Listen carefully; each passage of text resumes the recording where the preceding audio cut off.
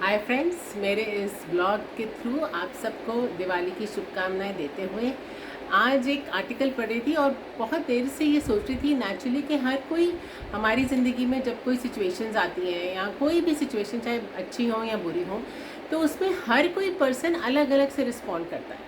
कोई लव से करता है, कोई एग्रेशन से करता है, कोई फियर से करता है, कोई स्ट्रेस से करता है। तो ऐसा क्यों होता है?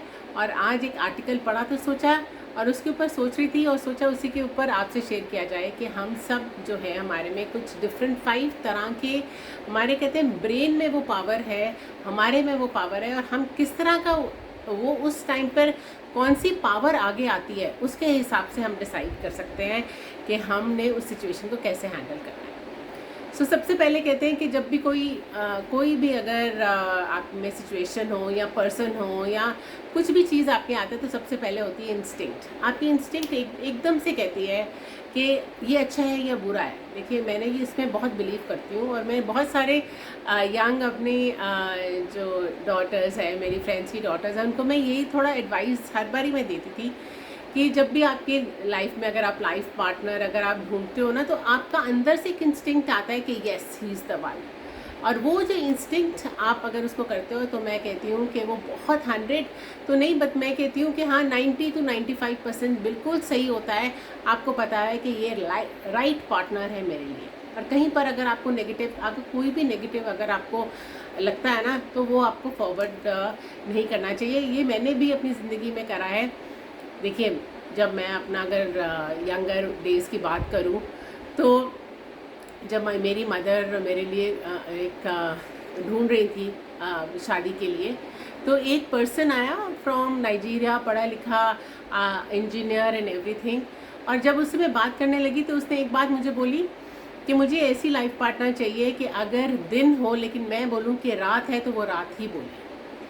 तो जब मैंने ये बात सुनी तो मुझे इनर इंस्टिंक्ट लगा कि नहीं, इसके साथ जो है मैं अपनी ज़िंदगी नहीं बिता पाऊँगी, बिकॉज़ ये बहुत कंट्रोलिंग है और ऐसा ज़िंदगी में मुझे प्रॉब्लम आएगी। तो मैंने उसी वक्त अपनी इंस्टिंक्ट को फॉलो करके मैंने अपनी मदर को मना कर दिया। तो ऐसा ही कई बार आपके इंस्टिंक्ट्स बिल्कुल राइट प्ले करते हैं आपके पार्ट में। तो वो जो फर्स्ट इंस्टिंक्ट आता है, तो आप उस पर अगर आप ध्यान दो तो वो बहुत सारा जो है आपको डिसीजंस जो है ना सही देने में हेल्प करता है। कई बार हम इंस्टिंक्ट्स को सुनते नहीं है क्योंकि बहुत सारी चीज़ें हमें लगती है कि नहीं, इंस्टिंक्ट सही नहीं है, लेकिन ऐसा ये हम दिख रहा है कि यहाँ पे बहुत बड़ा प्रॉफिट है, यहाँ दिख रहा है कि यहाँ तो अच्छा घर बार बहुत अच्छा है, तो भैया मैरिज बहुत अच्छी होती है। तो कई बार हम अपने इंस्टिंक्ट को ओवरकम कर लेते हैं। और दूसरा जो पावर हमारे में जो प्ले करता है नेक्स्ट टाइम, वो है हमारा ईगो। बहुत बड़ा है, बहुत बड़ा पावर है। बहुत सारे लोगों में यही पावर सबसे ज़्यादा प्ले करता है। इंस्टिंक्ट से जब सबसे पहले ईगो, सेल्फ प्रिजर्वेशन, मतलब सेल्फ के बारे में हम सोचने लगते हैं, अपने बारे में फोर फ्रंट लेके जब सोचने लगते हैं, तो उसमें हम फिर डिसीजंस लेते हैं। तो वो डिसीजंस कई बार हमारे बहुत सारे गलत भी हो जाते हैं, स्पेशली रिलेशनशिप्स में, जहाँ पर हम देखते हैं कि हम जब अपने बारे में ज़्यादा सोचते हैं, दूसरों के बारे में नहीं सोचते, तो यहाँ तो हम कंट्रोलिंग हो जाते हैं या हम गिव इन कर देते हैं या दूसरों को समझ ही नहीं पाते हैं, तो रिलेशनशिप ब्रेक डाउन हो जाता है। ऐसा ही बिजनेस में भी हो सकता है। अगर आप सेल्फ के बारे में ज़्यादा सोचते हो, दूसरे के बारे में नहीं सोचते, उनको आपको बस लगता है कि बस मैंने जो कहा वो सही है, और दूसरों से कोई अगर आप राय भी लेना नहीं चाहते हो, तो वहाँ पर भी मैंने देखा है कि वो बिजनेस डिसीजंस जो हैं वो जो है बिल्कुल ठीक नहीं होते हैं। तो ईगो जहाँ पर सबसे पहले इंस्टिंक्ट से भी पहले अगर प्ले करता है, तो वहाँ पे भी वो सेल्फ डिस्ट्रक्टिव हो सकता है। बहुत अच्छी तरह से सोच के हमें जो है ना अपना इस ईगो, इस पावर को लेकर आना है। नेक्स्ट जो है वो है इमोशंस, और हम सब में इमोशनल है। वी आर, मुझे लगता है हम इमोशनल ह्यूमन बींग्स हैं। जिसमें इमोशंस की कमी है, तो मैंने देखा है कि वहाँ पर बहुत ही total breakdown of relationship specially, तो वहाँ पे टोटल ब्रेकडाउन होता है। बिकॉज ना वो समझ पाते हैं किसी को, ना वो कोई उनको समझ पाता है। मेरी एक जो साइकोलॉजिस्ट है, मेरी जो मेंटर रही हैं, वो कहते थे कि आजकल में आईक्यू से ज़्यादा ईक्यू देखना चाहिए। मतलब इंटेलिजेंस क्वेश्चन से ज़्यादा इमोशनल क्वेश्चन की बहुत ज़रूरत है लोगों को देखने की, कि वो किस तरह रिस्पॉन्ड करते हैं। So emotions play a lot of emotions, जैसे एग्रेशन है, आपका लव है, फियर है, कोई भी अगर सिचुएशन, कोई भी रिलेशनशिप्स, किसी भी इमोशनल हमने देखा है जब हम कोई डिसीजंस लेते हैं तो वो कभी भी फ्रूटफुल नहीं होती, बिकॉज ना ही उसमें हमारा कुछ बैलेंस आता है, ना ही हमारे में वो समझने की ताकत होती है, ना ही हम अच्छी तरह से सोच पाते हैं कि weather this is wrong with weather this is right. हम इमोशंस में बह जाते हैं और इमोशंस में हम डिसीजंस ले लेते हैं और वो बहुत बड़ा डेट्रीमेंटल होता है।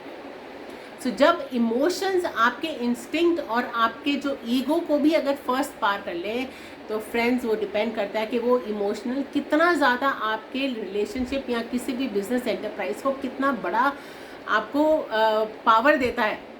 तो वो हम इमोशंस को रीनेम करना चाहिए, हमें उसको कंट्रोल करके रखना चाहिए। मेरी एक बहुत अच्छी, एक बहुत करीबी मेरी कज़न है, तो वो कहती थी कि मुझे अगर कोई भी कोई नेगेटिव कोई बात बोलता है तो मुझे बहुत बुरा लगता है और मुझे मेरा इंस्टिंक्ट होता है, फर्स्ट इंस्टिंक्ट होता है कि मैं उसको जो है जवाब दे दूँ। कहती लेकिन मुझे पता है कि जब इस इमोशन में अगर मैंने उसको जवाब दे दिया तो रिलेशनशिप ब्रेक डाउन हो जाते हैं। तो कहती मैं क्या करती थी कि मैं 1 2 3 4 5 6 7 अपने मन में 10-20 काउंट करती थी। जब वो 10-20 जब आप काउंट करते हो तो इमीडिएट जो इमोशंस आप में जो फोर फ्रंट में होता है तो वो थोड़ा बैक पे चले जाता है और तब आपका प्ले आता है आपका इंटेलेक्ट, जिसके बारे में नेक्स्ट जो पावर जिसके बारे में बात कर रही हूँ, जिसे हम जो है पावर ऑफ डिस्क्रिमिनेशन कहते हैं और इंटेलेक्ट कहते हैं। अब एक्चुअली आपके फ्रंटल लोब कहते हैं ब्रेन में, ये इंटेलेक्ट है। अब ये इंटेलेक्ट ये ज़रूरी नहीं कि आपको सिर्फ स्टोरीज या आपको बुक्स पढ़ने से ही इंटेलेक्ट आता है। जो इंटेलेक्चुअल्स होते हैं उसको ज़रूरी नहीं है कि उनमें इमोशन भी कंट्रोल्ड हो, उनका इंस्टिंक्ट भी बहुत अगर पावर प्ले करे, उनका ईगो भी कंट्रोल्ड हो, ऐसा बिल्कुल नहीं है। इंटेलेक्ट आपका मतलब है कि आप में कितना सेल्फ कंट्रोल है, कितना आप में ऑब्जर्वेशन में पावर है, कितना आप सेल्फ कंट्रोल से सोच समझ के जो है आप कोई भी डिसीजंस लेते हो, और ये बहुत बड़ा जो है इम्पैक्ट प्ले करता है। और नेचुरली हम कहते हैं कि जो बुज़ुर्ग लोग हैं तो उनके जो एक्सपीरियंसेस हैं उससे हमें सीखना चाहिए, लेकिन आजकल यंगर जनरेशन कहती है कि नहीं, वी आर ऑल नॉलेजेबल। लेकिन मुझे लगता है कि आजकल अगर मैं सोचती हूँ कि मेरी मदर या किसी भी कोई ऐसे जो एल्डरली पर्सन्स जिसने मेरी लाइफ में कोई भी अगर ऐसा कुछ बोला है तो उसमें कितनी अहमियत है, इम्पोर्टेंस है और कितना वो सच है, क्योंकि उनको एक्सपीरियंस से उनको वो गेन करा है और हम उन एक्सपीरियंस से जो है हम उनको भी सिखा सकते हैं। थोड़ा ओपन माइंडेड होकर अगर हम अपने इंटेलेक्ट पे करें, आपको सोच समझने की जो आपका जो पावर है ना, जो भगवान ने आपको दी है, उस पावर को अगर हम यूज़ करते हैं फोर फ्रंट में, इमोशन से भी पहले, ईगो से भी पहले, आपके इंस्टिंक्ट से भी पहले, अगर हम इंटेलेक्ट सोच समझ के जब भी कोई हम डिसीजंस लेते हैं तो फ्रेंड्स वो बहुत बारी मुझे लगता है कि हमारे फेवर में होता है। अब मैं अगर हम बात करूँ, हमने भी ऐसे बहुत डिसीजंस मुझे लगता है अपनी लाइफ में हमने इमोशंस में बह के ले लिए, फियर में ले लिए, इमोशंस में आके। अगर हमें जैसे हमारा अगर बिज़नेस का जब इतना ज़्यादा प्रॉब्लम था तो अगर किसी ने अगर थोड़ा सा हाथ बढ़ाया, कुछ हेल्प करने की कोशिश, उसके ना समझने के लिए कि भी उसका उसमें क्या हित है या हमारे लिए हित है कि नहीं है, क्या नहीं है, लेकिन फियर था कि अगर बिल्कुल बिजनेस में कुछ नहीं हो पाएगा, हमारी लाइफ टोटल डिस्ट्रॉय हो जाएगी। हमने इमोशंस, फियर की इमोशंस में आके हमने बहुत सारी गलत डिसीजंस लिए अपनी लाइफ में, मुझे लगता है। तो अगर हम इमोशंस को भी हम ऐसे कंट्रोल करके अपने इंटेलेक्ट सोच समझ के अगर हम डिसीजंस लेते हैं तो मुझे लगता है कि बहुत सारी डिसीजंस जो हैं हमारे फेवर में होती है और हम राइट डिसीजन ले पाते हैं। सो नेक्स्ट जो मैं पावर जिसके बारे में बात कर रही हूँ, और मुझे लगता है कि इसको पहुँचने में, इसको समझने में हम बहुत लोगों के लिए मुश्किल है, लेकिन हाँ कह सकते हैं, कहते हैं ना डेस्टिनी हमारे हाथ में है। तो मैं इसके बारे में बहुत सारा ये सोचती भी थी कि डेस्टिनी अगर हमारे पास में है, लेकिन कहते हैं कि ना fate is all there, already लिखा हुआ है, तो कैसे डेस्टिनी हमारे पास में है। तो मुझे समझ आया कि अगर हम इन पावर के ऊपर अगर हमने काम किया है तो नेचुरली हम अपनी डेस्टिनी को जो है अच्छी तरह से संभाल सकते हैं।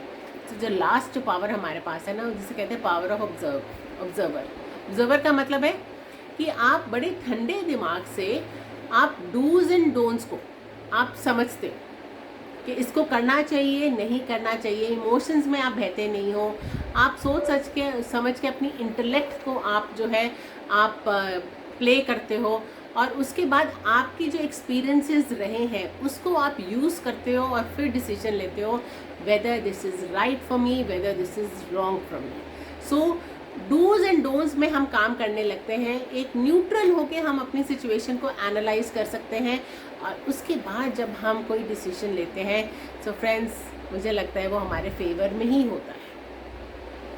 सो ऐसे अगर आप देखिए हमारे में भी ऐसे बहुत बारी ऐसे इंस्टेंसेस आए जहाँ पे हमने डूज एंड डोंट्स को हमने देखा है। कई बारी हमने किसी के साथ अगर काम किया तो हम पहले अगर हमने बैठ के अगर हमने सोचा ना कि पर्सन की पर्सनालिटी हमारे से मैच करती नहीं करती, उसका जो गोल का जो उसका सोचने का है वो हमारे से मैच करता है नहीं करता है, हम उसके साथ काम कर सकते हैं नहीं कर सकते, वो हमारे साथ काम कर सकते हैं नहीं कर सकते, हमारे में एक अंडरस्टैंडिंग बन सकती है नहीं बन सकती है। इनमें जब हमने काम किया तो मैंने फ्रेंड्स देखा है कि वो रिलेशनशिप्स जो है वो बहुत दूर तक निभाए जाते हैं।